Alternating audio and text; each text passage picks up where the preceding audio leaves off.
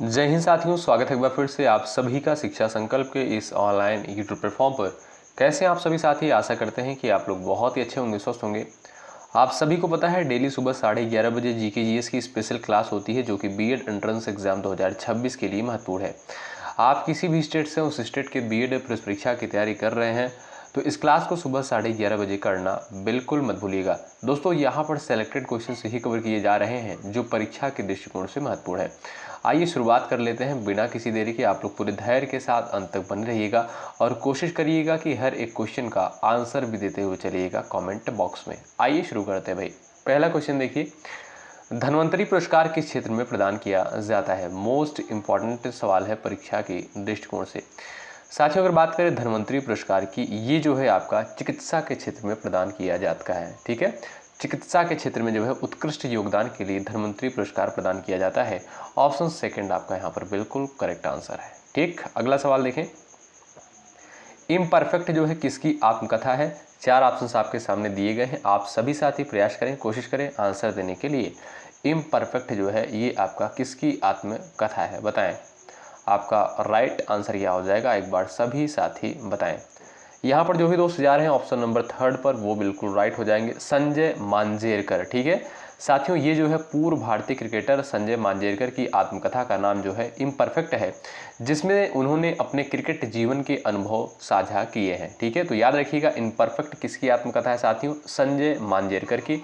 Option number आपका 3 बिल्कुल right है। अगला सवाल, माई ट्रुथ पुस्तक के राइटर कौन है? क्वेश्चन नंबर 3 का आंसर कर सकते हो आप लोग।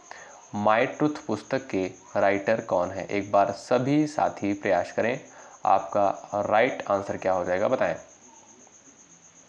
यहाँ पर जो भी दोस्त जा रहे हैं ऑप्शन नंबर ए पर इंदिरा गांधी पर, वो बिल्कुल राइट हो जाएंगे। साथियों ध्यान रखिएगा, माई ट्रुथ जो है ये आपका भारत की पूर्व प्रधानमंत्री श्रीमती इंदिरा गांधी की आत्मकथा है, जिसमें उन्होंने अपने राजनीतिक जीवन की घटनाएं लिखी हुई हैं। ठीक है, तो आप याद रखिएगा ए ऑप्शन आपका यहाँ पर बिल्कुल करेक्ट आंसर हो जाएगा। ठीक है, आगे बढ़े भाई। चलिए साथियों, जवाहरलाल नेहरू के द्वारा एक बहुत ही महत्वपूर्ण पुस्तक लिखी गई जो पेपर में पूछी जाती है, द डिस्कवरी ऑफ इंडिया। ठीक है, डिस्कवरी ऑफ इंडिया के राइटर कौन है? जवाहरलाल नेहरू।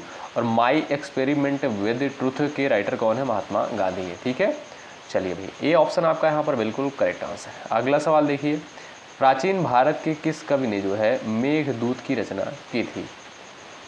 चलिए क्वेश्चन नंबर 4 का आप लोग आंसर करें। प्राचीन भारत के किस कवि ने मेघदूत की रचना की थी? तो कवि कालिदास के द्वारा। याद रखिएगा साथियों, ऑप्शन नंबर आपका जो 3 ऑप्शन है ये बिल्कुल करेक्ट आंसर आपका हो जाएगा। अगला सवाल देखिए, राष्ट्रीय एकता दिवस कब मनाया जाता है? क्वेश्चन नंबर 5 का आंसर बताएं। प्रत्येक वर्ष जो है राष्ट्रीय एकता दिवस कब मनाया जाता है? आप सभी साथी आंसर करें।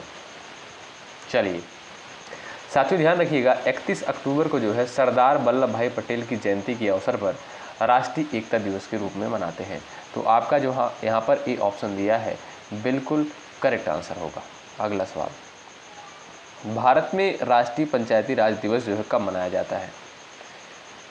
बड़ा ही इंपॉर्टेंट सवाल है। क्वेश्चन नंबर 6 आंसर करिए, भारत में राष्ट्रीय पंचायती राज दिवस जो है कब मनाया जाता है? एक बार सभी साथी कोशिश करें और एक बार सेशन को आप लोग शेयर कर दीजिएगा, लाइक की संख्या बढ़ाते चलिएगा, इससे सभी स्टूडेंट के पास ये क्लास पहुंचेगी।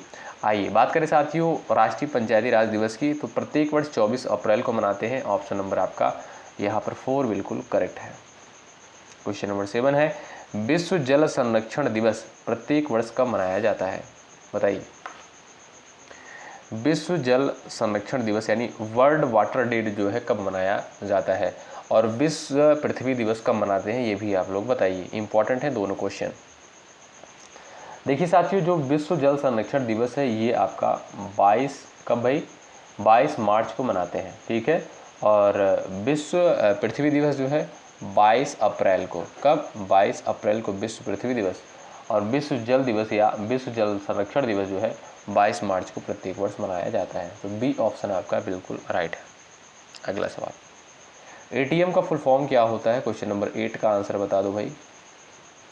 चलिए, इसका फुल फॉर्म क्या होता है आंसर करिए। एटीएम का full form automated teller machine. आप देखोगे ऑप्शन नंबर बी जो दिया है यही आपका बिल्कुल करेक्ट आंसर और सटीक आंसर होगा। अगला सवाल, फीफा वर्ल्ड कप जो है संबंधित है बताएं किससे संबंधित है? क्रिकेट से है, बैडमिंटन से है या फुटबॉल से है?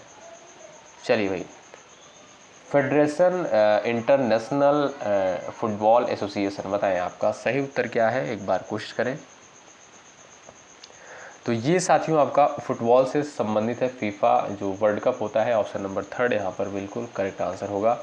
सवाल नंबर 10 है, डूरंड कप जो है किस खेल से संबंधित है? क्वेश्चन नंबर 10 का आंसर करें। चलिए भाई साथियों, रात को 8 बजे सामान्य हिंदी की स्पेशल लाइव क्लास होती है, उसमें भी आप लोग जुड़ना बिल्कुल मत भूलिएगा। तो क्वेश्चन नंबर 10 का राइट आंसर क्या है? डूरंड कप जो है ये आपका किस खेल से संबंधित है? ध्यान रखें ये आपका साथियों फुटबॉल से संबंधित है। किससे? फुटबॉल से संबंधित है। आपका ए ऑप्शन जो दिया है बिल्कुल करेक्ट आंसर है। चलिए आगे बढ़ते हैं। सवाल नंबर नेक्स्ट स्क्रीन पर है, खो खो खेल में कितने खिलाड़ी एक टीम में होते हैं? बताएं। चलिए, खो खो खेल में कितने खिलाड़ी एक टीम में होते हैं? सभी साथियों का आंसर आना चाहिए, फटाफट आप लोग आंसर करें। तो साथियों 12 खिलाड़ी जो है प्रत्येक टीम में होते हैं। आपका यहाँ पर जो थर्ड ऑप्शन दिया है ये बिल्कुल आपका सटीक और सही उत्तर हो जाएगा, ऑप्शन नंबर 3। इतिहास के अंतर्गत किसका अध्ययन किया जाता है? समाज का, अतीत का, शासन का, पर्यावरण का? क्वेश्चन नंबर 12, इतिहास के अंतर्गत जो है किसका अध्ययन किया जाता है? चलिए साथियों, इतिहास जो है मानव समाज के अतीत का जो है अध्ययन कहलाता है। यानी आप देखोगे साथियों जो अतीत दिया है यही आपका बिल्कुल ऑप्शन नंबर बी बिल्कुल राइट आंसर हो जाएगा। अगला सवाल, त्रिपिटक धर्म ग्रंथ किस धर्म से संबंधित है? क्वेश्चन नंबर 13 का राइट आंसर बताएं आप लोग। त्रिपिटक धर्म ग्रंथ जो है ये आपका किससे संबंधित है? जैन, बौद्ध, सिख, इनमें से कोई नहीं। क्वेश्चन नंबर 13 का आंसर बता दीजिए आप लोग। सटीक और सही उत्तर क्या हो जाएगा, एक बार कोशिश करें आप लोग। चलिए फटाफट आप लोग आंसर करिएगा। साथियों त्रिपिटक जो है बौद्ध धर्म का मुख्य ग्रंथ है और इसे साथियों जो है 3 भागों में डिवाइड किया गया है। कौन कौन से? एक आपका विनय पिटक, दूसरा सुत्त पिटक, तीसरा जो है अभिधम्म पिटक। ठीक है, तो आप सभी जानते होंगे भाई त्रिपिटक किस धर्म से रिलेटेड है? ये आपका बौद्ध धर्म से रिलेटेड है। ऑप्शन नंबर बी बिल्कुल राइट आंसर। सभी प्यारे साथी आंसर करें सवाल नंबर 14 का। ठीक है, यहाँ पर बताइएगा आप लोग, जातक किसका ग्रंथ है? वैष्णव, जैन, बौद्ध, शैव? चलिए फटाफट आप लोग आंसर करिएगा। जातक जो है किसका ग्रंथ है? एक बार कोशिश करें आप लोग आंसर देने के लिए। तो आप देखिएगा साथियों जो बौद्ध धर्म दिया है यही आपका बिल्कुल राइट आंसर है, ऑप्शन नंबर 3। अगला सवाल, कौटिल्य के अर्थशास्त्र में किस पहलू पर प्रकाश डाला गया है? बताएं।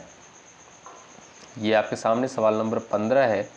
एक बार सभी साथी कोशिश करें, आपका राइट आंसर क्या है? आर्थिक जीवन पर, राजनीतिक जीवन पर, सामाजिक जीवन पर और आपका दिया है धार्मिक जीवन पर। बड़ा ही इम्पोर्टेंट सवाल है।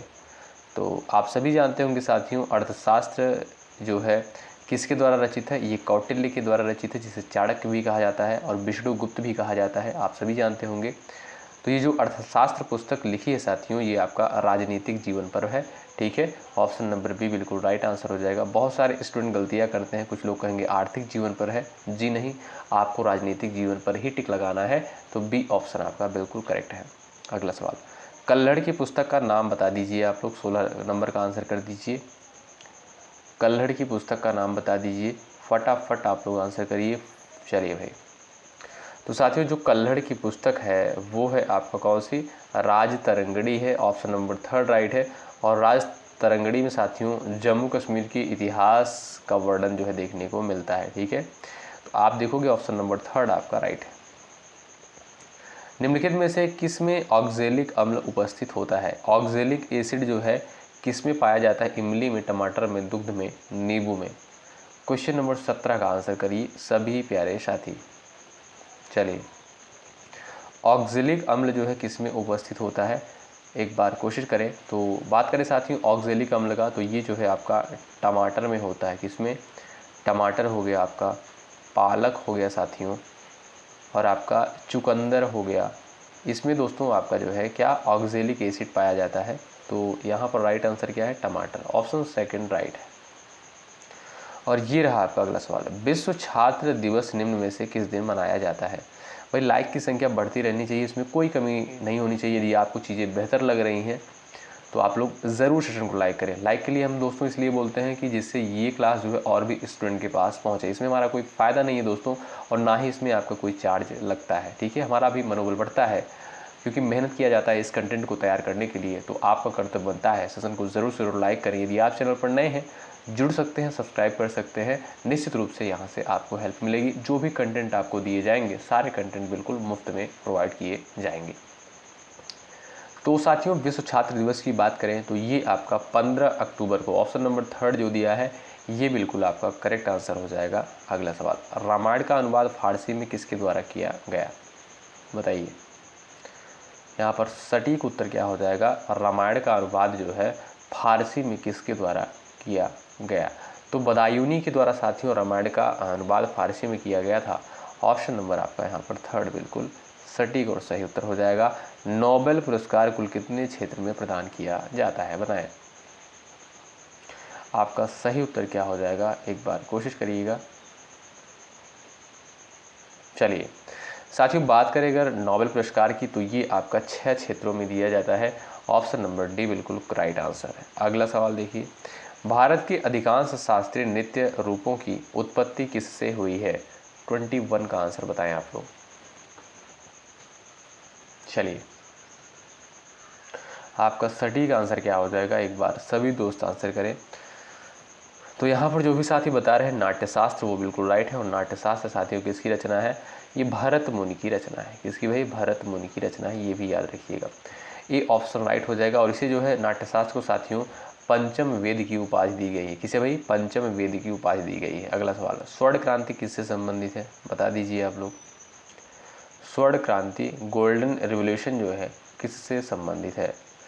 आलू, शहद, संतरा, आंवला। तो ये साथियों आपका शहद उत्पादन से संबंधित है आपका स्वर्ण क्रांति। आपका सेकंड ऑप्शन बिल्कुल यहाँ पर राइट आंसर है। अगला सवाल, भारत में रेल मार्गों का सबसे बड़ा जाल निम्न में से किस प्रदेश में है? 23 का आंसर बताएं। भारत में रेल मार्गों का सबसे बड़ा जाल जो है निम्न में से किस प्रदेश में है? महाराष्ट्र, आंध्र प्रदेश, उत्तर प्रदेश, पश्चिम बंगाल। ये आपके सामने 23 का राइट आंसर क्या हो जाएगा? सभी साथी प्रयास करिएगा। तो जो भी दोस्त यहाँ पर जा रहे हैं उत्तर प्रदेश, वो बिल्कुल राइट है, ठीक है साथियों। रेल मार्गों का जो सबसे बड़ा जाल है वो साथियों आपके यूपी में है। Option number 3 right. अगला सवाल, राष्ट्रीय पर्यावरण शोध संस्थान कहाँ पर स्थित है? बताइए।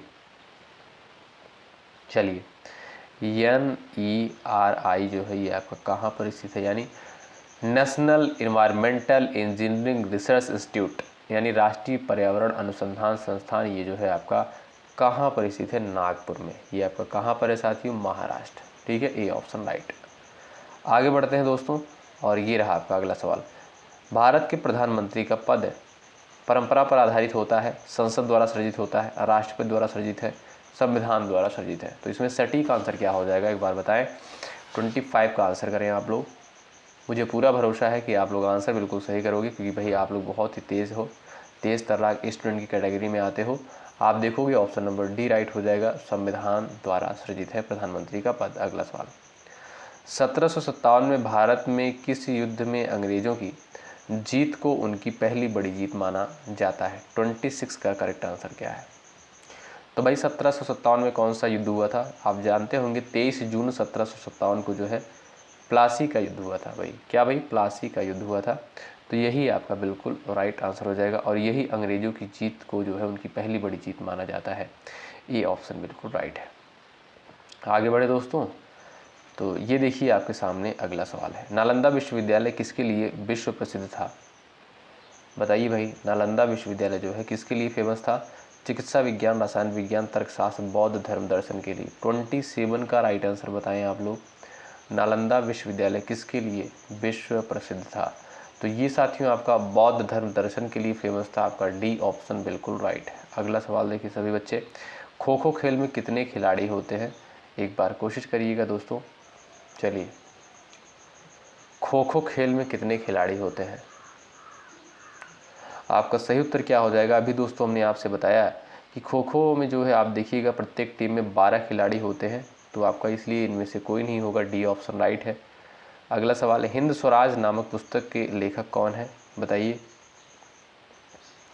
हिंद स्वराज नामक पुस्तक के जो है लेखक का नाम आप लोग बता दीजिए। 29 का राइट आंसर क्या है, सभी प्यारे साथी आंसर कर दीजिएगा। हिंद स्वराज नाम पुस्तक के जो है राइटर कौन है, तो भाई मोहनदास करमचंद गांधी। कौन, मोहनदास करमचंद गांधी, यानी ए ऑप्शन आपका बिल्कुल राइट आंसर है। सवाल नंबर 30, प्रत्येक वर्ष अंतर्राष्ट्रीय नर्स दिवस किस तिथि को मनाते हैं, बड़ा इंपॉर्टेंट सवाल है। क्वेश्चन नंबर 30 का आंसर बता दीजिए आप लोग। अंतर्राष्ट्रीय नर्स दिवस कब मनाते हैं साथियों, आप कहोगे सर 12 मई को। कब, 12 मई को जो है अंतर्राष्ट्रीय नर्स दिवस के रूप में मनाया जाता है। तो यहाँ पर सी ऑप्शन राइट। ठीक, ध्वनि मापक इकाई को क्या कहते हैं, बताइए। Calorie, Fahrenheit, decibel, Newton. सबका आंसर आना चाहिए, फटाफट आंसर देते हुए चलो आप लोग, और सारे क्वेश्चन जो है सिलेक्टेड है यहाँ पर। तो ध्वनि मापक इकाई दोस्तों वो है आपका डेसिबल। ऑप्शन नंबर 3 बिल्कुल राइट है। भाई पूरी ऊर्जा के साथ ही क्लास में बने रहिए आप लोग। अगला सवाल, निम्नलिखित में से कौन सा राज्य जो है प्रमुख कोयला उत्पादक नहीं है, छत्तीसगढ़, महाराष्ट्र, राजस्थान, पश्चिम बंगाल, बताएं कौन सा जो है आपका यहाँ पर, कौन सा राज्य कोयला उत्पादक नहीं है प्रमुख। ऑप्शन नंबर आपका 3 राइट है, राजस्थान। अगला सवाल, नाथुला दर्रा किस राज्य में स्थित है, बताएं नाथुला दर्रा जो है किस राज्य में स्थित है।